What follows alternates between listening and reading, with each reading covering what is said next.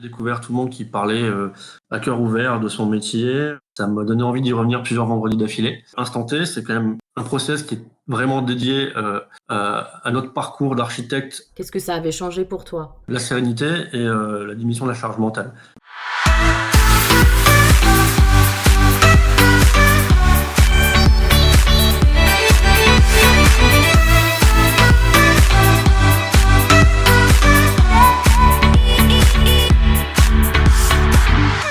Bonjour Sébastien, comment vas-tu? Bah, ça va bien. Écoute, on va passer un bon moment à discuter du métier et de nos petites ficelles, là. Donc, un bon moment en perspective. Alors, toi, tu es architecte dans la banlieue de Lille. Alors, on n'a pas vraiment de banlieue, mais dans la métropole lilloise, oui. Pendant un moment, j'étais à Lille et là, je suis à Luin, qui se situe à peu près 15 km de Lille et qui est à la frontière avec la Belgique. Je suis à 200 mètres de la Belgique. Je peux aller chercher mes frites en Belgique. Est-ce que tu peux nous parler un petit peu de ton parcours en tant qu'architecte? J'ai démarré en 2010 en auto-entrepreneur. À l'époque, je faisais pas mal de sous-traitance pour d'autres architectes. En 2012, j'ai créé Bien chez soi, à destination des particuliers principalement, mais pas uniquement. De la maison Saturbois, de la micro-crèche, de la crèche, des projets pro également. Raconter tout ça, mais il y a plein de projets divers et variés dans tous les domaines, avec des privés. Je fais pas d'appel d'offres. Je réponds pas aux appels d'offres, je traite directement sur des marchés privés ou des projets professionnels, quoi, de la crèche, du commerce, des choses comme ça aussi. Je crois que tu es maître d'œuvre instanté. Voilà, c'est encore récent pour moi. C'est arrivé fin 2022. Est-ce que tu peux nous dire comment tu es arrivé jusqu'au réseau instanté? Je pense que je suis arrivé le vendredi en journée de performance. J'ai découvert tout le monde qui parlait à cœur ouvert de son métier, qui partageait une communauté bienveillante, le soutien de collègues qui le sont sans l'être, enfin des confrères. Euh, voilà, des retours d'expérience importants, intéressants. Ça m'a poussé à revenir les vendredis qui suivaient. J'avais déjà entendu parler, je vais appeler ça l'œuvre d'Adrien, hein, avec Atsolite. Ça faisait très longtemps que j'entendais parler d'Atso sur les réseaux sociaux, mais j'avais jamais pris le temps d'aller faire les formations Atso à l'époque. Mais à travers ce vendredi où j'ai pu faire connaissance avec les gens et voir comment ça fonctionnait, ça m'a donné envie d'y revenir plusieurs vendredis d'affilée. Puis ça m'a très vite donné envie d'aller voir le process en voyant les explications du process d'Instant T. Ça m'a donné envie. À ce moment-là, toi, quand tu es arrivé sur les journées performance, tu étais à la recherche de quoi? Moi, une sorte de renouveau dans l'agence en même temps. C'est-à-dire que comme j'ai déménagé de Lille à Aluin et que pour la première fois, je me retrouve avec une vraie agence qui est pas juste mon petit bureau dans une chambre à la maison, j'étais de toute façon dans cette mouvance de mon métier doit évoluer un petit peu. Puisque je me retrouve avec une vitrine, avec un pignon sur rue, et donc la promesse que contient le nom de ma société Bien chez soi, il fallait que ce soit quelque chose qui est aussi pignon sur rue. Instant T, c'est quand même un process qui est vraiment dédié à notre parcours d'architecte avec un client qui est maître d'ouvrage en général particulier. Donc j'ai trouvé là une manière de mieux faire. Pour l'illustrer un petit peu, ça fait 13 ans que je travaille en tant qu'archi. J'ai toujours été confronté, c'est peut-être pas le bon mot, mais enfin en tout cas confronté à la relation avec un particulier. Toujours chercher à faire mieux, voilà, etc. À mettre en place de mon côté mon process, avec mes tableurs Excel, etc., etc., mon suivi clientèle, toutes ces choses-là. Quelque chose que du coup, ça fait une dizaine d'années que j'essaye de faire de mieux en mieux. Et à travers les journées performance, j'ai pu découvrir que ça servait à rien de réinventer la poudre, que là, on avait déjà un outil qui était bien plus performant que ce que moi j'avais commencé à faire en quelques années, mais et le fait de voir comment c'était utilisé, j'ai pu remarquer que ça allait plus loin que ce que moi-même j'aurais pu imaginer et que ça me serait utile. J'ai pris un peu de temps pour gérer d'abord les outils gratuits. Mais donc les outils un par un, voilà, je les ai pris un par un. Je pense que ce sont de très bons outils à condition qu'on y mette le temps qu'il faut pour bien les apprendre. C'est notre investissement dans l'outil qui fait que l'outil est performant aussi. Le fait de pouvoir prendre le temps aussi dans les journées de performance, quand on a un petit truc qu'on comprend pas, d'en discuter, d'avoir des mentors, de pouvoir en parler avec eux, ça permet à la fois de s'investir, mais de s'investir en ayant des questions pertinentes et ciblées. Ça permet vraiment d'avancer vraiment dans notre pratique du métier, du processus comment dire, ce processus client, il existe, il a toujours existé. Dans les premiers contrats qu'on a, il existe déjà, il est là, mais il est perfectible et surtout, Quand on sort de l'école d'architecture, on a appris à faire du joli dessin. On n'a pas appris à être chef d'entreprise. On n'a pas appris à faire un process client dans l'ordre des choses.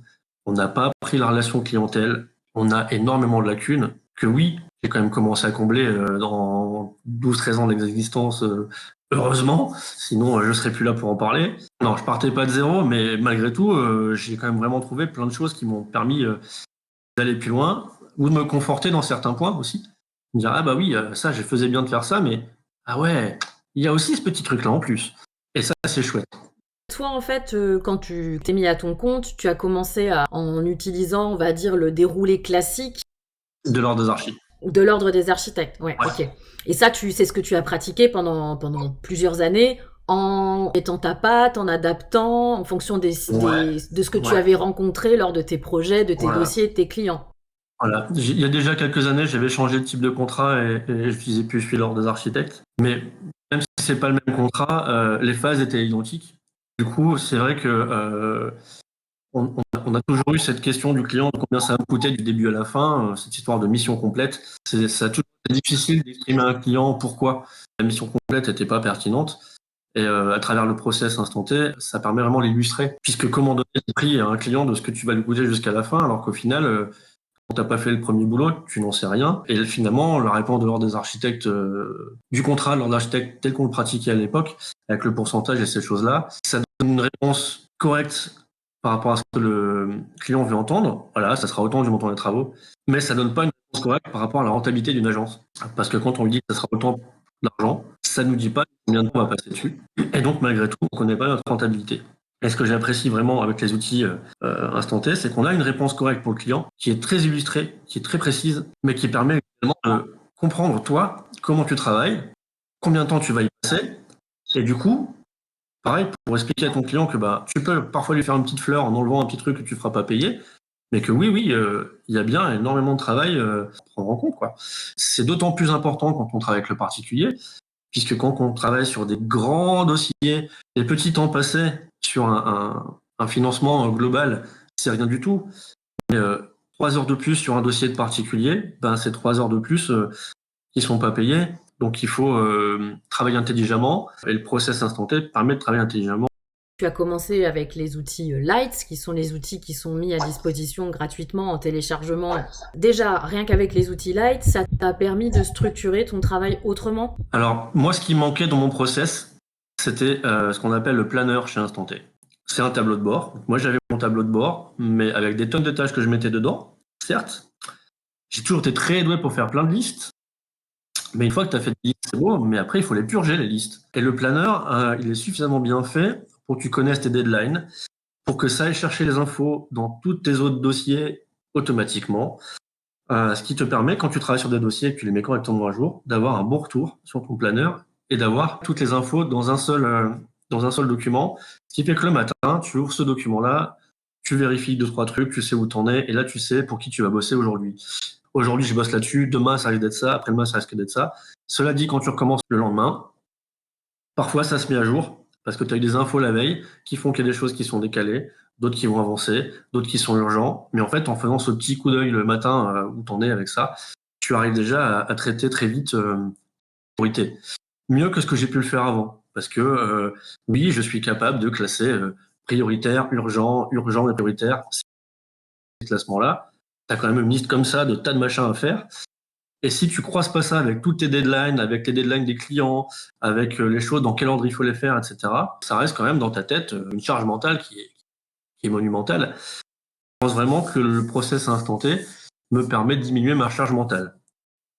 Et ça, c'est super important. J'allais te demander, c'est toi, qu'est-ce que tu constatais au quotidien avec l'usage notamment du planeur? Qu'est-ce que ça avait changé pour toi? La sérénité et la diminution de la charge mentale. Pour l'illustrer, il y a eu 1 ou 2 semaines où j'avais tellement de trucs qui rentraient en même temps que je me suis retrouvé à reprendre mes habitudes d'antan. C'est-à-dire que j'ai des choses que je mets vite fait dans mon Google Agenda pour pas les oublier, des choses que je pose derrière moi pour pas les oublier, des post-it que je rajoute pour pas les oublier, des trucs sur mon bureau pour pas les oublier.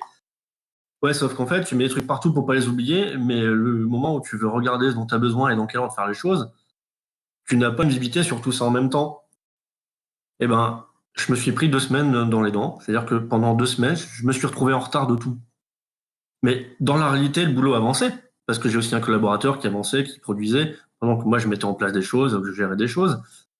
Mais dans ma tête, Oui, dans ta tête, toi, tu te sentais noyé. voilà, moi, je me sentais avec une charge mentale de dingue parce que les trucs étaient partout en même temps. Le planeur permet vraiment de tout regrouper à condition, encore une fois, qu'on s'investit dedans. C'est-à-dire que justement, il ne faut plus aller écrire des choses ailleurs. Il faut tout mettre là. Si tu mets tout là, ça fait la bonne gestion avec tous les autres outils que tu peux avoir, le bordereau, les objectifs, etc. Enfin voilà, ça c'est d'autres outils instantés. En gros, le planeur permet d'avoir une vue globale, les bordereaux permettent d'avoir une vue sur chaque affaire, et surtout, les bordereaux permettent de gérer ton process de client depuis la signature jusqu'à la remise des clés, quoi, jusqu'à la mise en service. Pour toutes les étapes du projet, on a les feedbacks entre les deux documents qui nous permettent d'avancer correctement, à la fois la vie de l'agence et à la fois les projets indépendamment. Je me suis senti dépassé pendant 2 semaines quand j'avais pas mis le truc à jour. Et une fois que j'ai commencé à t'en mettre à jour, ça y est, tu te rends compte que la sérénité, elle revient tout doucement. Tu peux te dire, ouais, il est 18h, là, c'est bon, j'arrête maintenant.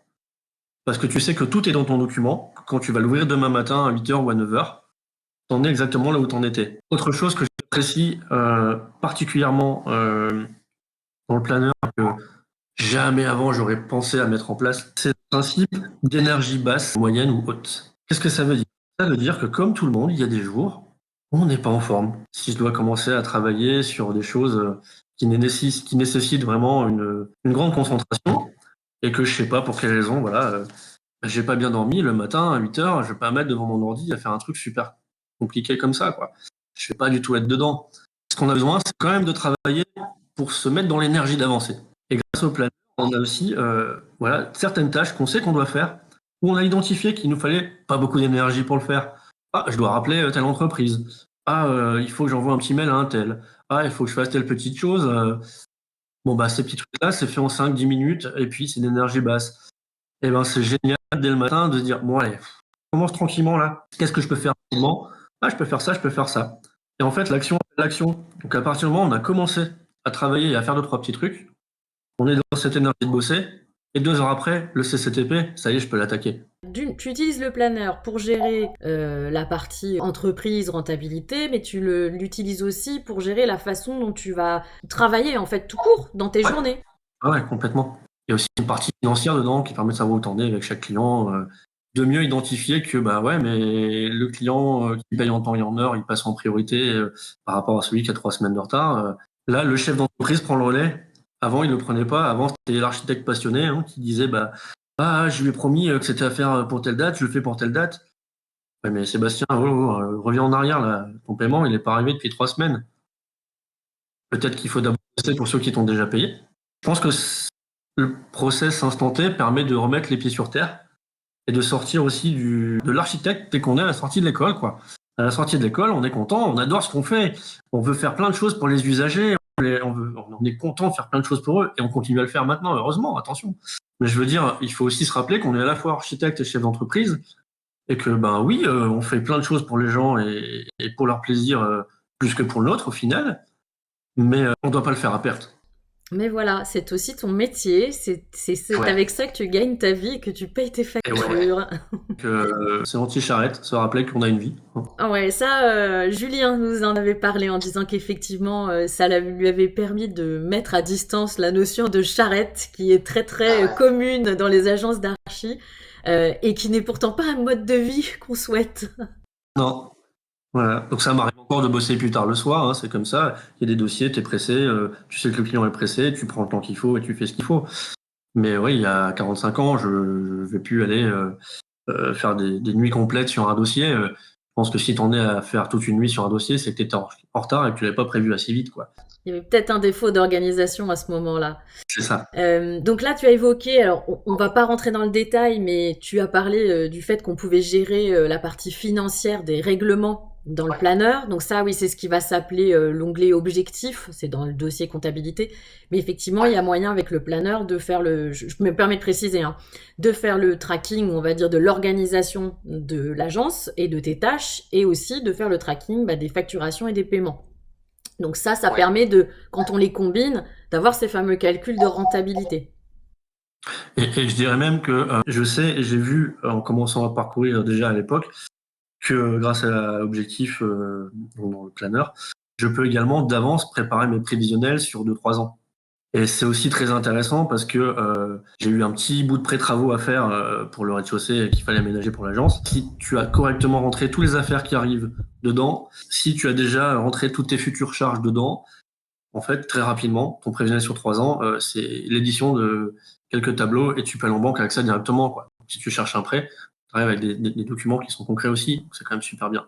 À côté de ça, on a le bordereau pour la partie gestion de dossier projet. Je suis maintenant bien à l'aise avec la première partie qu'on appelle la LCA, la lettre de commande d'architecture, qui est la partie qui va gérer la conception jusqu'au permis de construire, ou la déclaration préalable, en tout cas la demande administrative. Et donc je suis partiellement en train d'essayer de migrer, parce que j'ai vu, malgré tout, toutes les choses en plus que ça allait m'apporter de le faire avec le process dans le bordereau. Donc je commence à tout doucement réintégrer des choses dans ma pratique. Quelque chose qui a également bien changé dans ma pratique, je me suis remis un tout petit peu au dessin. Dans ma pratique du métier, c'est vrai qu'il ne m'arrive plus de dessiner à la main. Si à l'agence, en faisant des croquis en 3 secondes et en le mettant au propre, en direct avec le client, je ne le faisais plus.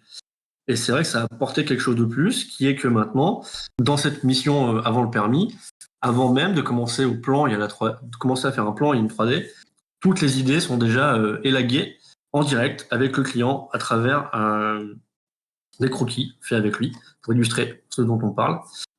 J'ai très souvent pratiqué l'esquisse où tu transmets déjà 2 à 3 esquisses en 3D à un client. C'est pas rentable du tout. Et en l'occurrence, c'est bien de proposer les idées au client. Là-dessus, il n'y a aucun doute. Mais en fait, lui proposer les idées en les croquant à travers un petit croquis, en parlant en direct avec lui pour tout de suite faire le tri, plutôt que d'avoir fait tout de suite 3 projets aboutis alors qu'on n'en fera qu'un, dans quel camp se trouve l'erreur là? C'est pas le client qui nous a dit je veux 3 idées. Oui, on peut lui donner 3 idées. Mais par contre, de mon côté, c'est une erreur d'avoir travaillé sur 3 projets distincts plutôt que de travailler tout de suite sur le bon. Et l'erreur, je dirais, de débutant, c'est d'être archi et passionné et de se dire c'est pas grave, j'adore faire des belles 3D, allez, je m'éclate, j'ai fait des 3D, comme je suis formateur 3D à côté. Bah oui, ça me prend moins de temps que certaines personnes, et puis j'aime faire ça, ok. Mais en fait, est-ce que je fais ça pendant mes loisirs ou est-ce que je fais ça pendant mon travail? Je le fais pendant mon travail, donc ça doit être rentable.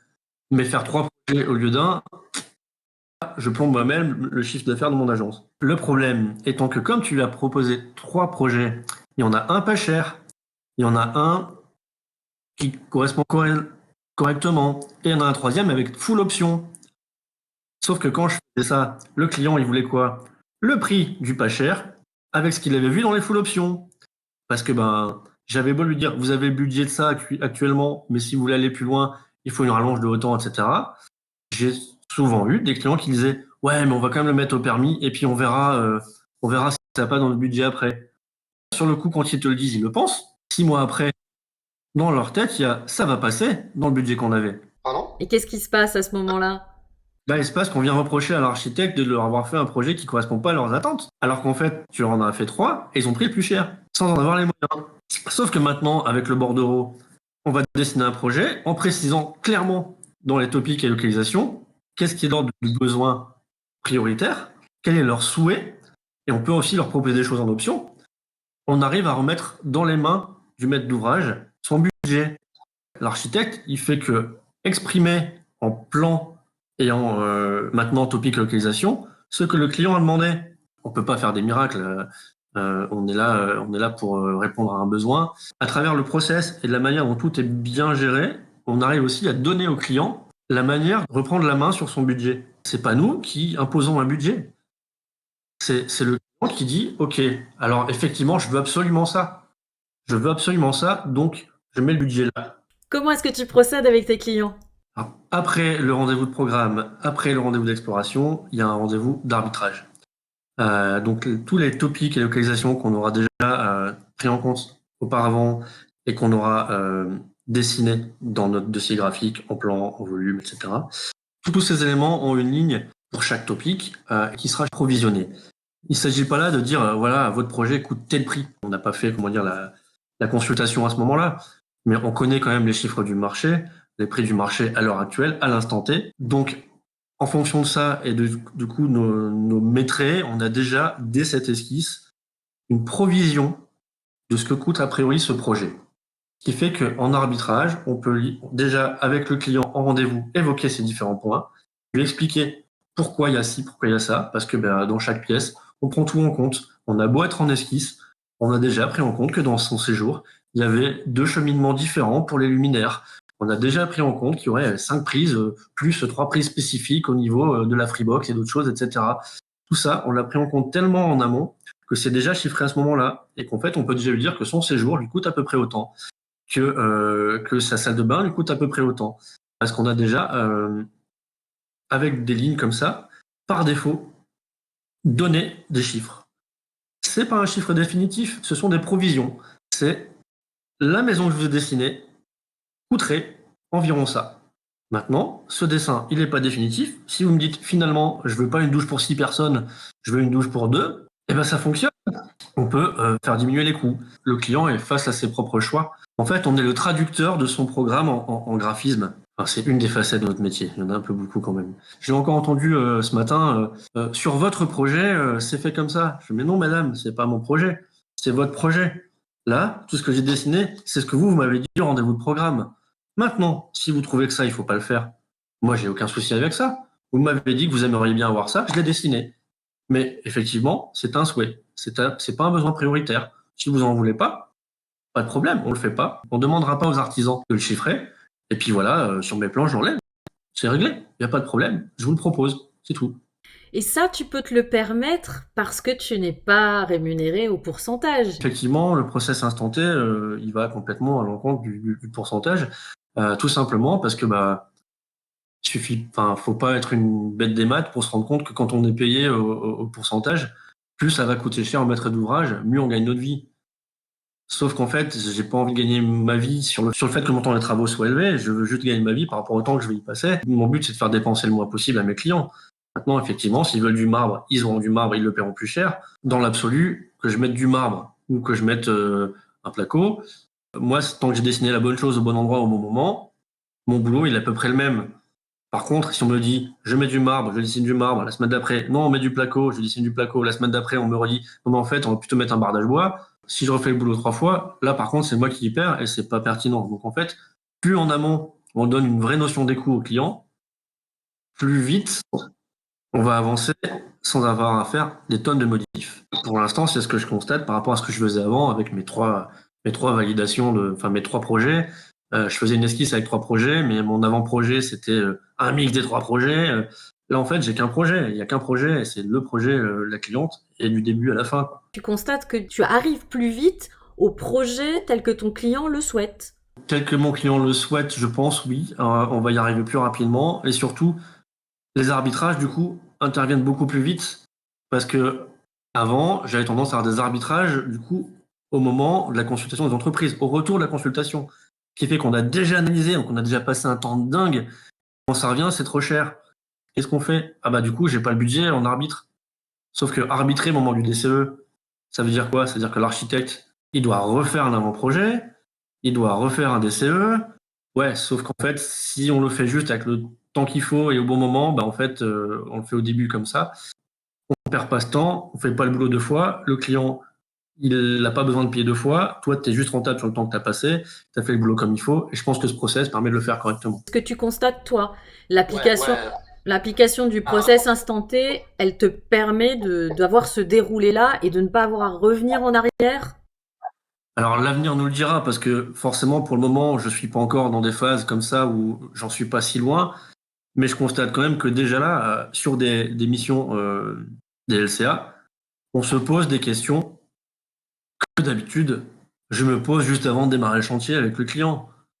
Et par conséquent, toi, tu te sens, ou en tout cas, tu constates que tu es plus efficace dans le déroulé, en tout cas, au moins à la première partie de tes dossiers d'études. Ouais. Il y a de très grandes chances que ça te facilite les phases suivantes. Ça va faciliter les interactions avec le client suivantes. Ça va faciliter les relations avec les artisans aussi parce que du coup, on ne devrait pas avoir des modifs dans tous les sens. si dès le début, on lui a fourni le bon, le bon déroulé de ce qu'il va avoir à faire, ce qui est notre carnet artisan, la suite logique du carnet de programme qu'on a fait pour le maître d'ouvrage, on sait exactement ce qui va rester dans les marchés de travaux. Et donc, quand on consulte quelqu'un, c'est sur ce qu'il va faire vraiment, c'est pas sur ce qu'il va faire, et peut-être ci, et peut-être ça. C'est intéressant pour le maître d'ouvrage, pour l'archi, pour l'artisan. Tout le monde est plus efficace dans ce cas-là. Toi, tu as déjà basculé des dossiers en LCMP, donc en lettre de commande de mise au point de chantier, ou pas encore? Non, là, en ce moment, je suis pas sur ces phases-là, ça va pas tarder. Mais je vois déjà que la LCMP sera plus simple à gérer quand le boulot est bien fait dans la première partie. Par contre, je suis déjà en train de migrer sur la lettre de supervision de chantier, sur les chantiers en cours, même si c'est pas des chantiers que j'avais signés en tant que maître d'œuvre instant T. Je suis déjà en train d'essayer de tout basculer. On a tout ce qu'on avait déjà fait avant, on l'a basculé en topic localisation quand même. On a pris 2 jours pour tout rentrer dedans sur un dossier en cours, pour que mon suivi de chantier puisse se faire sur la même base. Je suis pas encore certain, donc j'ai toujours en backup, j'ai toujours mes autres comptes rendus d'avant. Mais comme c'est un chantier qui démarre là, on va essayer de faire les deux en parallèle pour que j'ai ma solution de repli, je la maîtrise, je la connais, j'apprends en parallèle à le gérer avec Instant T pour pouvoir. De toute façon, j'ai vu à quel point c'était efficace le process, donc je veux de toute façon tout migrer sur le process par la suite, quoi.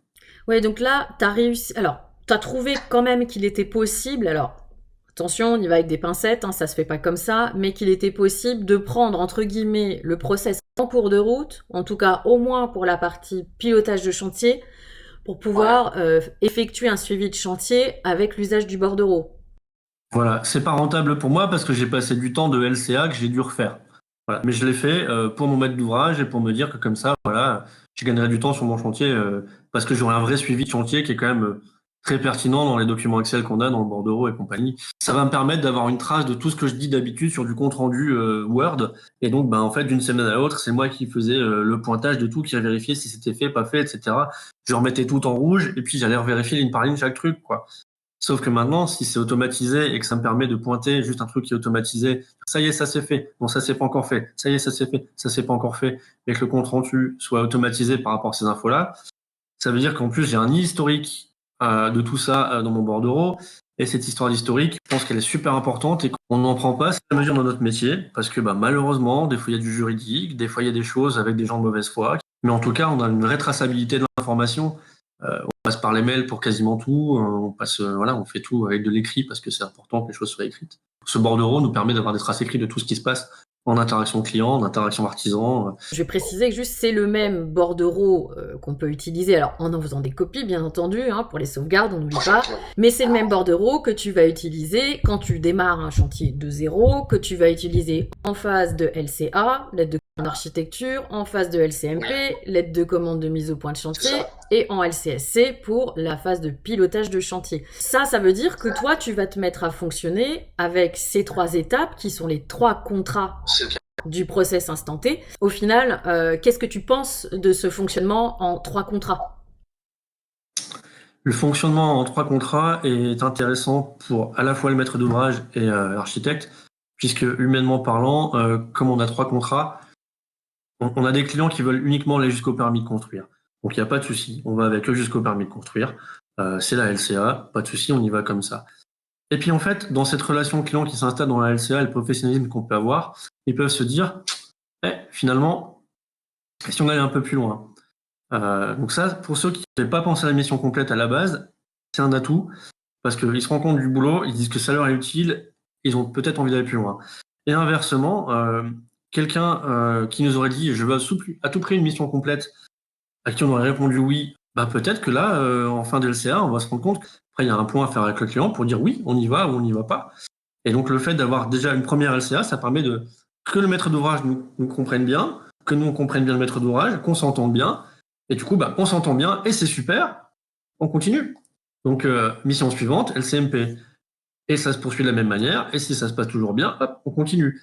Mais je veux dire, ça permet de sécuriser tout le monde en fait. On n'est pas engagé jusqu'à une mission complète.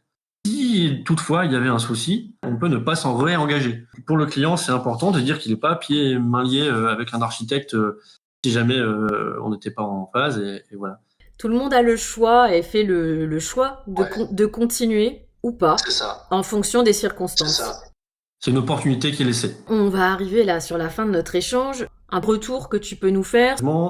J'ai à la fois adopté le process instant T et à la fois changé une autre pratique qui essaie de la visite conseil. C'est-à-dire que là, je l'ai formalisé. Je faisais déjà des premières visites, mais maintenant, je l'ai passée payante et je l'ai correctement nommée visite conseil, comme on fait dans le process instant T. Puisque, bah oui, on a tous, en tant qu'archi, le devoir de conseil.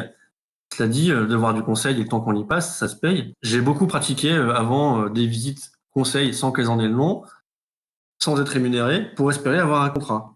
Or, maintenant, je fais des visites conseils payantes, mais maintenant qu'elles sont passées payantes, j'en fais beaucoup plus. Alors, c'est aussi parce que j'ai fait de la com. Maintenant, ma visite conseil, j'y vais pas en me disant « Ah, est-ce que je vais avoir ou pas le dossier ?» J'y vais en me disant « Je suis payé pour faire cette mission, j'y vais. Je dis tout ce que j'ai à dire, je suis payé pour le faire et ça s'arrête là, c'est pas grave. » Enfin, j'y vais pas pour gagner une mission, je veux dire. Je suis rémunéré pour le temps que j'y passe, c'est ce qui compte. J'ai constaté que je me sentais encore plus intègre maintenant que je faisais ça. Pourquoi ? Parce que j'ai aucun souci à dire à un client « Non mais là, votre projet, il est complètement déraisonnable. Surtout, ne faites pas ça. Vous m'appelez pour que je vous donne des conseils. Mais oui, je vous donne des conseils. Ce que vous voulez faire, tel que vous le voulez faire, ça, c'est pas viable dans votre budget, ou techniquement pas viable, ou je ne sais pas pour quelle autre raison. Par contre, oui, on peut faire comme ci, on peut faire comme ça, on peut faire plein d'autres choses. Aujourd'hui, j'ai 1 heure pour vous dire tout ce que je vois. Attention à tel point, attention à tel point technique, attention au délai, attention au budget. J'ai fait cette mission de donner du conseil. Je suis payé à la hauteur du temps que j'ai passé. Ça s'arrête là, bah, c'est pas grave. Peut-être que ça s'arrête là parce que du coup j'ai donné le bon conseil au client et qu'il va éviter de faire une grosse erreur sur un dossier. Je constate que depuis, à travers cette première visite conseil, j'ai beaucoup plus d'appels entrants depuis que officiellement je fais cette visite conseil payante. Je suis beaucoup plus serein dans ma pratique aussi parce que justement oui, je peux me permettre de dire non. J'ai des dossiers en cours où maintenant je sais qu'ils sont rentables. Tu es content du développement de ton activité à l'heure actuelle? Je suis optimiste parce que du coup, les dossiers qui entrent, je les vois entrer en me disant qu'à travers le process, les choses se font comme il faut.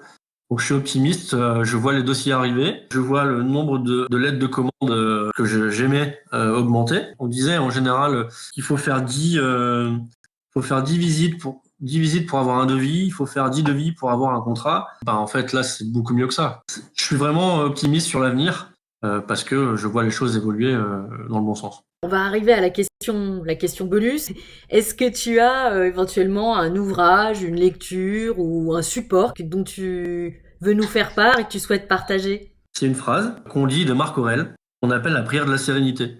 Donnez-moi la sérénité d'accepter les choses que je ne peux changer, le courage de changer les choses que je peux, et la sagesse d'en connaître la différence. Et je trouve ça très intéressant aussi en lien avec le process, puisque justement le process me permet d'avoir la sagesse de connaître la différence entre ce qui dépend de moi et ce qui ne dépend pas de moi. Et du coup, ça me permet d'agir sur ce qui dépend de moi. Eh bien, je crois que c'était le mot de la fin. Voilà.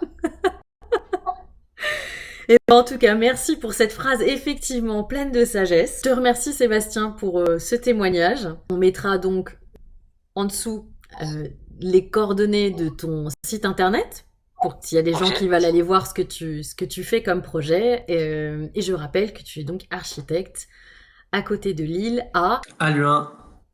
Parfait. Merci Sébastien, à bientôt. Merci à toi, à bientôt.